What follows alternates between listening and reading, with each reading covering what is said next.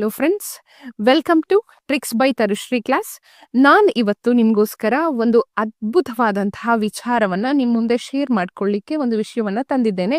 ಅದೇನಪ್ಪಾ ಅಂತಂದ್ರೆ, ಕಳೆದ 1 ವರ್ಷದಿಂದ ಏನು SC ಪರಿಶಿಷ್ಟ ಜಾತಿ ಮೀಸಲು ವರ್ಗೀಕರಣಕ್ಕಾಗಿ ಏನು ನಾಗಮೋಹನ್ ದಾಸ್ ಆಯೋಗವನ್ನ ಏನು ರಚನೆ ಮಾಡಿದ್ರು, ನಾಳೆ ಆ ನೇತೃತ್ವವನ್ನ ವಹಿಸಿದ್ದಂತಹ ಆಯೋಗ ನಾಳೆ ಜುಲೈ 31ಕ್ಕೆ CM ಅನ್ನ ಭೇಟಿ ಮಾಡಿ ವರದಿಯನ್ನ ಸಲ್ಲಿಸುತ್ತಾ ಇರುವಂತಹ ಒಂದು ಸಿಹಿ ಸುದ್ದಿ ನಿಮಗೂ ತಂದಿದ್ದೇನೆ.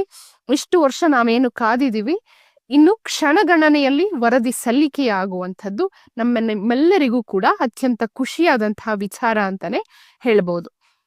ಕಳೆದ ಬೊಮ್ಮಾಯಿ ಸರ್ಕಾರದ ಮೀಸಲು ಹಂಚಿಕೆ ಹೇಗಿತ್ತು ಅಂತಂದ್ರೆ, ಎಡಗೈ ಪಂಗಡ ಅಂದ್ರೆ ಮಾದಿಗ ಮತ್ತೆ ಇತರ ಉಪಜಾತಿಗಳಿಗೆ 6%, ಬಲಗೈ ಪಂಗಡ ಅಂದ್ರೆ ಛಲವಾದಿ ಹಾಗೂ ಇನ್ನಿತರೆ ಉಪಜಾತಿಗಳಿಗೆ 5.5%, ಲಂಬಾಣಿ, ಬೋವಿ, ಕೊರ್ಮ, ಕೊರ್ಚ ಅವರಿಗೆಲ್ಲ 4.5%, ಉಳಿದ ಜಾತಿ ಮತ್ತೆ ಉಪಜಾತಿಗಳಿಗೆ 1% ನೀಡಬೇಕು ಅಂತ ಹೇಳಿ ಅವರು ಹಂಚಿಕೆಯನ್ನ ಮಾಡ್ಕೊಂಡಿದ್ರು.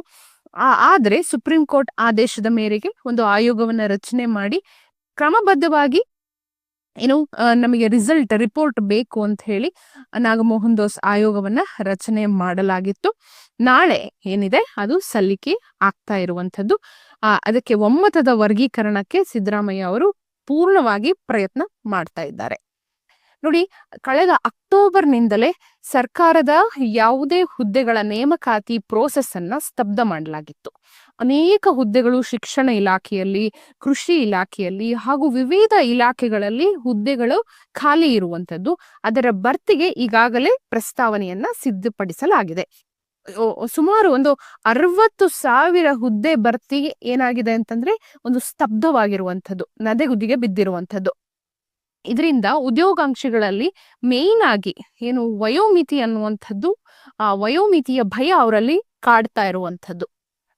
ಹಾಗಾಗಿ ನಾಳೆ ಏನಾರ ಸಬ್ಮಿಟ್ ಆಯ್ತು ಅಂತಂದ್ರೆ 20 ದಿನಗಳಲ್ಲಿ ಅದರ ಅನುಷ್ಠಾನ ಮಾಡ್ತೀವಿ ಅಂತ ಹೇಳಿ ಉನ್ನತಾಧಿಕಾರಿಗಳು ಉದ್ಯೋಗಾಕಾಂಕ್ಷಿಗಳಿಗೆ ಒಂದು ಉತ್ತಮವಾದಂತಹ ಒಂದು ಭರವಸೆಯನ್ನ ನೀಡಿರುವಂಥದ್ದು.